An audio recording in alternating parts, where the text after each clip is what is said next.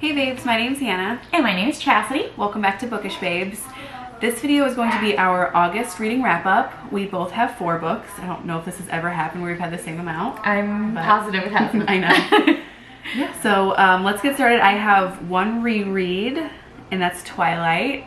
If you've watched our videos, you know that I was rereading Harry Potter the past 7 months, and now for the last 5 months I'm going to reread all the Twilight books. So I started off with the first one. I'll read Midnight Sun in September.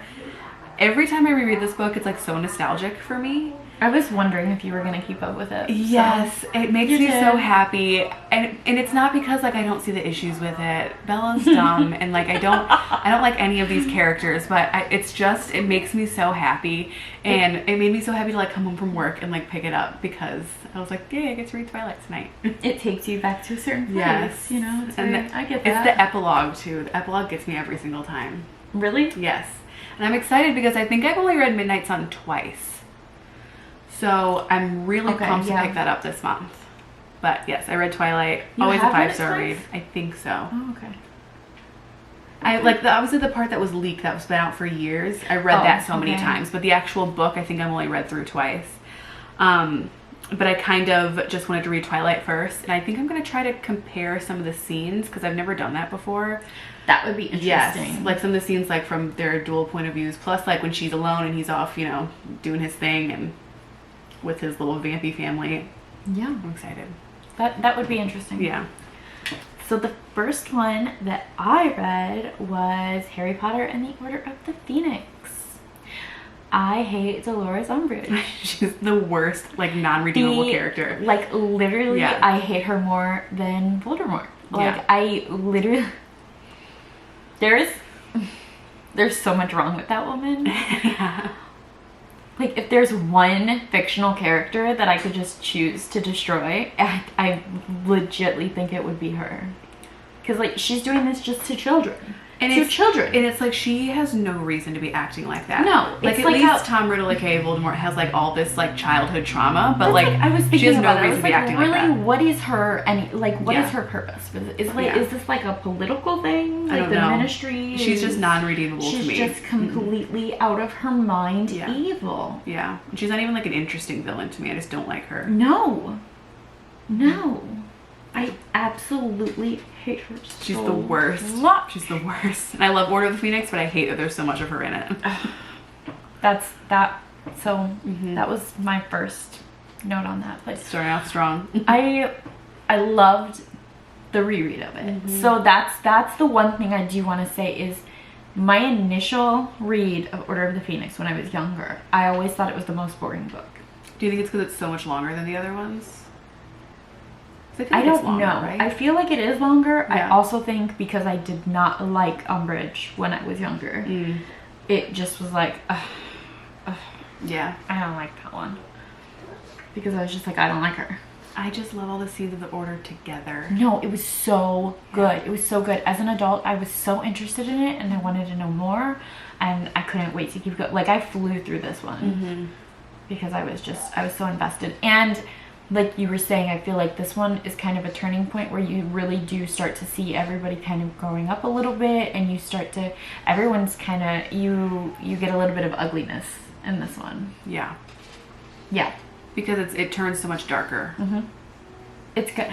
It shifts in this book. You can feel the shift. It's so much more real, and we're stepping into how much more serious this is. Yeah. Good though, because Voldemort is in like the last book, he became no longer like a myth, you know what I mean? Yeah. And so I think that's why it's so dark. And then nobody believes it. Yeah. And there's lines divided here, and it's so frustrating. And yeah, for sure. Next one I read was Maybe in Another Life by Taylor Jenkins Reid. She read this one, last month or the month before? I loved it so much. So good. It's so good. It was a 5-star read for me, and I was kind of surprised. I knew that I'd really like it because I liked the premise of it. If you've never heard of it, it's basically, it starts off with a woman moving back to her hometown or the town that she grew up, meeting up with like her life is like totally at a crossroads. Like she doesn't know where she's going from here. She meets up with an old friend at a bar, and at the end of the night he asks her to stay at the bar with him. And then it kind of ends there, and then the story goes off onto 2 different timelines, where one where she decides to stay and one where she decides to leave. And you see how her story ends up in either one of those timelines, which I think is the coolest, most unique premise. Idea. I loved it so much. I had so much fun reading it too, because it's like, I don't want to spoil too much of it, but like these characters that you get introduced to, like it shows you that like she'd meet these people either way, but that would be different to her. That was the coolest thing to me, because I was like, oh, there'd be so many different things, but no, either way those characters fell into her life, just in completely different ways. And I love that she did not like feed into the whole you have one soulmate idea.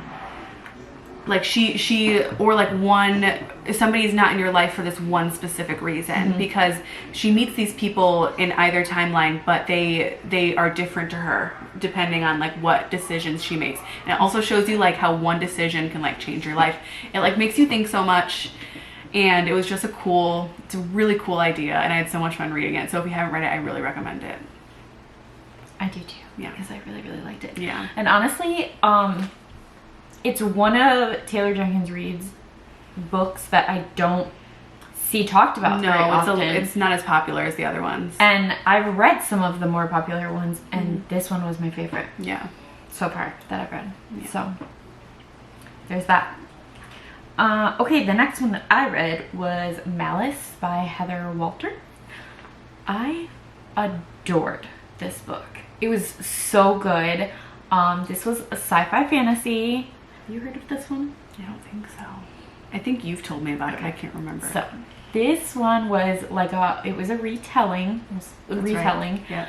I can honestly say that the writing in this felt so fresh and so unique that I did not feel like it was a retelling. It's honestly, it's the main character is based on Maleficent. Yes, you did tell me about this. Yeah, you did. It's a queer love story, right? Yes. And then Princess Aurora. Yeah. But honestly, that's kind of it. You can see where the characters got the inspiration maybe from it, but it does not go any further than that. Is it modern? So it's yes and no. Okay. Yes and no, because so there's this whole world that is based on the idea of graces. So there's like a beauty grace and a wisdom grace. And you go to these graces almost like an apothecary type thing. Like you would go to them for a certain magic. Like you get an elixir to make your beauty stronger, or to get more wisdom, or to, go to Alice, which is Malice is what they call her, because she was born wrong, because she has half Villa blood in her. Oh, okay. So she's got the green skin and she's different than the rest of them. Yeah. So they call her the dark grace. So she's the dark grace. So her magic is a little bit different than everyone else's. So they go to her for some elixirs that aren't so great. So if you're wanting to beat somebody at something, maybe you'll go to her to get warts on your competition. Okay. An elixir to get. So it's very it's very magical. It's very magic driven. But there definitely is like royalty involved. So Princess Aurora in the castle, and there is the spell, but it's different. It's not like necessarily a sleeping thing. It's like Princess Aurora and all of her sisters and siblings, like if they're not, there's a curse on them, but if they're not like kissed by their true love by a certain age, they'll die. Interesting. That's interesting. I kind of want to pick that one up. It's very interesting. Yeah. And then there's more to it. There's a lot more to it. Like I just kind of gave like a brief little summary of a few aspects. There's more to it. It's a queer love story. I love a queer love story. It was so good. There's a second one too out now called Misrule. Yeah, I will be picking it up very soon. Yeah. Yay. Speaking of retellings, the next one I read was Hooked by Emily McIntyre. I just got this one. Yes. Did you like it? I gave it 3 stars. Great. Yeah. So I liked it. I want you to read it, and I want you to tell me what you think about it. Okay. But you should still read it. Okay.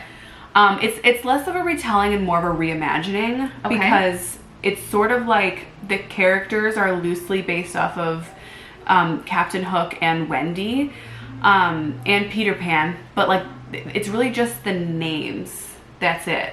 Okay. It's not the same story. I heard so much about this book, and I was so excited when it came in the last truck. Yeah, it's interesting for sure. So basically, James, aka Hook, owns several businesses in this town. One of them is like a club, like a really fancy nightclub. And one day, Wendy goes in with her friends, and Hook sees her, recognizes her, and knows that she is the daughter of Peter, who is his like nemesis. They're like business rivals. Also, Peter is like responsible for something really terrible that happened to Hook, and so he comes up with this scheme to like get Wendy to like fall in love with him, and like basically sink his claws into her, make sure that Peter knows that like he got his daughter to fall in love with him, and then like completely like break her heart and like ruin her. Of course. Then also it's much darker than that. Like he does plan to like kill Peter. Like it's a whole thing. Okay. So yeah. Go on. And of course that's not exactly how it happened. But a lot kind of happens in between there. It was entertaining. I read the whole thing in like the course of 48 hours. She has other ones out. They're not these same characters, but they're like different fairy tale reimaginings. I will definitely read them. Okay. I'm actually in the middle of one right now called Scarred, which is like based off of like the Lion King vaguely. Okay, wait. Yeah, so what? I definitely would, if you're into that sort of but are thing. they people? Yes. Is it people? Yes. Okay. Yes, and they're contemporary. Okay, alright. I would definitely recommend picking it up. I think the reason I gave it 3 stars is because it was cheesy, and there was a lot of smut. Okay. A lot of smut. Okay, seriously, if somebody could put in the comments one that is done well, that is not cheesy and not super smutty, I'd eternally be grateful for you. And I'm not like trying to shit on smut. I know that that's what a lot of people like to read. There's and if that's what you like to read, there was like a point in my life where that's like a lot of what I read too. I'm just on the hunt. But yes, so like I said, it's not that I wouldn't recommend it. I just like definitely had personally some issues with it that I couldn't like give it a full 5 stars, but I did like it, and it was entertaining, and I will be reading the rest of the series. The rest of the series are actually rated higher than this one on Goodreads too, so I'm wondering if I'll like those more. Okay. Yeah. The next one that I read was Lessons in Chemistry by Bonnie Garmis. I really, really, really enjoyed this one. I gave this one 4 stars. This was a bit different. This was just a regular fiction novel. This is a bit different than my typical read. It was about a woman in the 1960s who was a very, very fantastic scientist, and she was having trouble being taken seriously in any kind of lab. She had the talent, she had the knowledge, and men took ownership of all of her work. All of it. And yeah, so the only time she was a very interesting woman. She didn't quite understand sarcasm. She was quite literal. So some things... Is it like hinted that maybe she's like on the spectrum? Yes, it's it's hinted at very much. It's never like, because obviously. But... A lot of like really smart people are on the spectrum. So her daughter as well. She teaches her daughter kind of the same way she thinks. And then her daughter has a lot of trouble in school as well, because like the teachers, the women who teach her daughter are like, you can't read these things, you can't learn these things. And her daughter's like, you're wrong. You're wrong. First of all y'all are wrong. But it turns out to be like, she meets this man through her daughter because her daughter has a classmate who is eating her lunch. So she goes to speak to this classmate's father. Mm-hmm. And she ends up getting a job this way. But she ends up doing a cooking show. Interesting. But the cooking show that she does not do it like a typical, you would think of a 1960s cooking show. Mm-hmm. She teaches people how to make a meal with all the chemical ingredients. Like, she lists them all as chemical ingredients. Oh. And it's all That's very interesting. It's all very interesting. Mm-hmm. And so it's all kind of about pushing the boundaries in the 1960s. Yeah. And she also there's a lot more to it, and she also, like, she had this like love affair with another scientist previously, and that's where her daughter came from, and he was very well renowned, but they only really talk about him. They don't ever talk about her. It's very getting out there and noticed as a scientist. And so she goes on for years, and she's very well known as this woman on TV for the cooking show. But it's like years before she finally gets published as a scientist in a science magazine. Interesting. It's like all the hoops she had to jump through as a woman just to get the recognition. Yeah. It's ridiculous is what it is. Yeah. But it was very, very good. And the irony of her having to be on a cooking show as a woman in order to get recognition. Bingo. Yeah. But it's also very, very wonderful to watch her inspire the women watching the show to do something else, because she'll have segments, and of course none of the men who are running this show, the execs and all that, who are running it, none of them love any of what she's doing, any of these extra little segments she's doing, and they're like, literally, they fire her several times throughout this book, just so you know.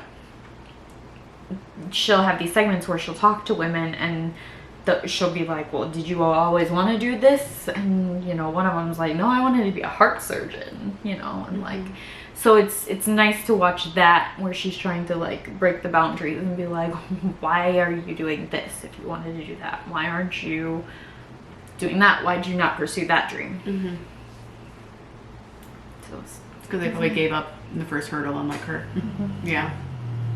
That's so interesting. Yeah. That's really interesting. It's definitely not what I thought it was going to be. There was like a book that was made into a movie like that, where they were like female scientists, and I can't remember what it was. I feel like Viola Davis was in it. Hidden Places? Was that sounds Hidden right. Figures. Yeah, that sounds right. Hidden Figures, yeah. Last one I read in August was Empire of Storms, which is Throne of Glass number 5. Okay. Yeah. Okay. All right. Loved it. Had so much fun. This one starts off, it's not directly when the previous one ends, I'm pretty sure. I'm pretty sure at least a couple weeks has passed, maybe even a couple months. The reason starting off, like, everybody's in the woods, they're all traveling towards Terracen. Aelin, Adian, and Rowan are headed to like meet with some people about something about like the upcoming war. I can't even remember why exactly they were meeting, but they were definitely people that they were weary of. Elide is headed towards Terracen because she is trying to find Aelin. And for whatever reason, Lorcan finds her and like decides to stalk her. And I mean, like, this doesn't go on for like a couple hours. I mean, like, I feel like it went on for like at least a week that he just followed her, but she didn't know he was following her. And for no reason. She's very much like a Bella Swan type. That's what she reminded me of. Like, she's like, you know, soft and like clumsy, and you know, and so he just stalks the shit out of her for no reason. Like, they don't know each other. Like, he just follows her. I'm interested to see how I react to that as like relationship as an adult. Yeah. Because I found it very strange. Because I don't think, well, I find Lorcan in general very strange. I don't know how I feel about him. And he is definitely like the oddball. Like he's part of like the whole like, I can't remember what they call each other. But he's part of like Rowan's group. Oh my god. Do you remember what word they use? No, but I forgot that was even a thing. Yeah. Jesus, I haven't read these books in a long time. But he's part of like their whole group that like when he was still like with Maeve. Yeah. But they are hunting him, and he is like headed towards the opposite way that Elite is going, yet he decides to like stalk her anyway. And then it's like the most baffling thing to me. Anyways. Also, simultaneously, in this book, it was really great because there were many points of views, many different storylines. Like, obviously, it was occurring at the same time, but they were all off doing their own things. Loved it. Manon has to be my top 3 favorites. I love her so much. In this book, finally, I don't necessarily know that I want to spoil anything, but in this book, finally, she, like, the tension between her and her grandmother, like, comes to a head. Finally. Because she, spoiler alert, like makes a decision to save Dorian, and it gets her in a lot of trouble. And then instead of executing her, they want to execute her second. And then Manon's like, actually, I think the fuck not. And she gets in a fight with her grandmother, and then they peace out. It was great. I loved it. There's so many great like epic battle scenes in this book. I fucking love that shit. Yeah, I do too. Because then you find out Manon's actually the rightful queen. That is my bitch. I just spoiled so much in this. I'm so sorry. Yeah. You find out Manon's actually like the rightful queen in like a way, kind of like Aelin. So I see like the parallels there. Yeah. I love Manon and Dorian. I didn't think I was going to, because I knew that they ended up together, but I didn't think I was going to like them together, and I really do. Also, for the first time, this series went from having no sex scenes to suddenly there was like several in this book. In this book, yeah. It happened like out of nowhere. Yeah. It's very much. I mean, not out of nowhere. Rowan and Aelin, there was definitely like a lot of tension. There was a lot of build up there. There was a lot of build up. Everyone was like, what? Yeah. Finally. Yeah. But there was I was very surprised that it wasn't like a fade to black sort of thing. It was, yeah, it was not. Mm-hmm. But Manon, which I know it's Manon. No, it's but not. But it's Manon. I don't care that it's Manon. Technically, it's not. It's not. I will. You'll never catch me calling her that. Yeah. Sorry, Sarah. I'm not sorry. Manon. Okay. She's my favorite.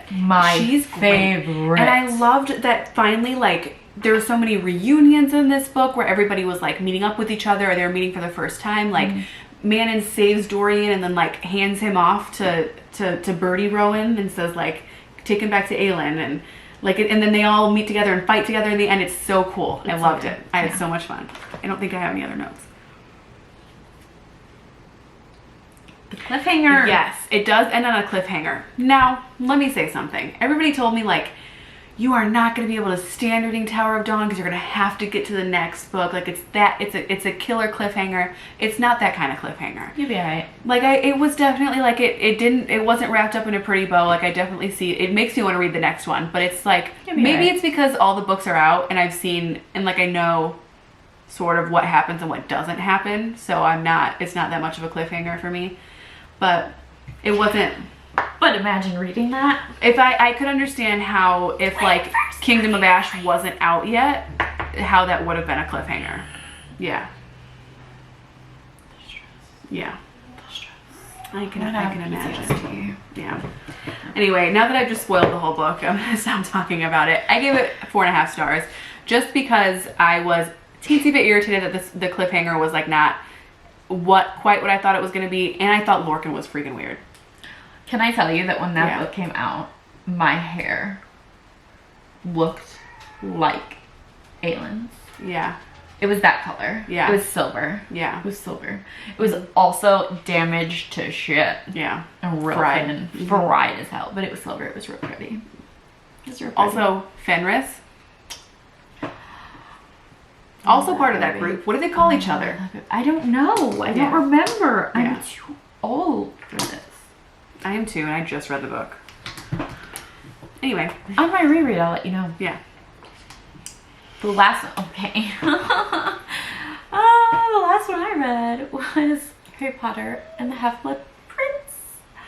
I have to tell you, and now I'm almost done with Deathly Hallows. Okay, so I cannot put in my final vote. I cannot cast my final vote yet. I still have 5.5 hours left, but I think this Half-Blood Prince may be my new favorite. Really? I What think was your so. favorite before? Goblet of Fire. Okay. Didn't this book make you want to roundhouse kick James Potter? Just a little. Yeah. Just a little. He's kind of a His shit. corpse. He's no longer He's with kind us. of a shit. Yeah, he really is. Kind of a shit. Which, like, some kids are little shits. I don't think that, like, I'm sure he was a great man. He was probably a great man, but yeah, kind of a little shit. And also, we also have to keep in mind we're hearing those memories from Snape's point of view. Snape is also a little shit. Yeah. As an adult. Yeah. He bullies kids, so, you know, you have to take it with a grain of salt. That's another thing is, like, you're bullying children. Yeah, As I an feel adult, very differently sir. when I reread the book As as an adult. sir. What kind of damage do you have, sir? And now that you're inflicting on other children. You're a fully grown adult, when I first sir. read the books, Sirius was always my favorite, but Snape was a very close. I really liked Snape. Snape was like one of my favorites, and now I'm like, oh. But also, I feel like Snape was one of my favorites because, again, I'm going to bring this around and be stupid and point out how dumb I was as a child because of Alan Rickman. Yeah, he was great. Alan Rickman is a gem, okay? Snape, not so much. Take it. So, this might be your favorite? This might be my favorite. Also, like, my entire view on, like, it's completely flip-flop, mismatched. Like, all the characters have changed sides. I've changed houses. Listen, if you read Harry Potter as a child but have not reread it as an adult, you need to reread it as an adult. You need to. I'm telling you, it's completely different. It's a brand new experience. Yeah. I love it so much more. My favorite characters have changed. My opinions on the storyline, my opinions on the characters, everything has changed. I see it in a completely different light. I mean, it's just, and I love it so much. Yeah, it makes me so happy. I love it so much. There's only one character, honestly, that, like, nothing changed for me, and that's Hagrid. Oh, really? Hagrid, yeah. I love him to pieces. He's like the most pure. Just the purest. Yeah. I love him so much. Yeah. I love Hagrid. Because everybody else is complex and has faults, and I just don't think there's anything wrong with Hagrid. There's just no. And if he does anything wrong, he doesn't mean it. Yeah. It's not with... He has good intentions. Yeah, it's not with ill will. He's just... He wants nothing. He's not like any of the protected. other character that's at level of power or anything like that. Like, he just wants to live in his hut and have a good time. He was actually the reason that I cried for the first time in the series. He was the first one to make me cry because he brought Harry a present. And I think... And I just bawled my eyes out. Did you watch the special? The no, HBO special? I haven't seen it. Oh my god, I'm pretty sure he was the one that said, like, you know, one day I'll die, but Hagrid won't. Yeah, he did. Or like, I won't be around forever, but Hagrid will, or something like that. And I was like, stop. So, I know. Anyway, now that we're both teary. For real. Yeah. The Weasleys. How do you feel about the Weasleys? Which ones? Any of them. Ron is, has always been annoying to me. Really, he's my favorite character. That's funny, I know. Yeah, he's my favorite character. I really wish we would have gotten more Bill action. Okay. Yeah. I love Bill. I love Bill. Bill is so interesting to me. Yes. Bill is so interesting to me. I do wish we would have gotten more Bill. I wish we would have gotten more of like the side Weasleys in general. I agree with that. Charlie, that's the other one. Weasleys are just, they're the most interesting to me. They are, I love that family. Arthur.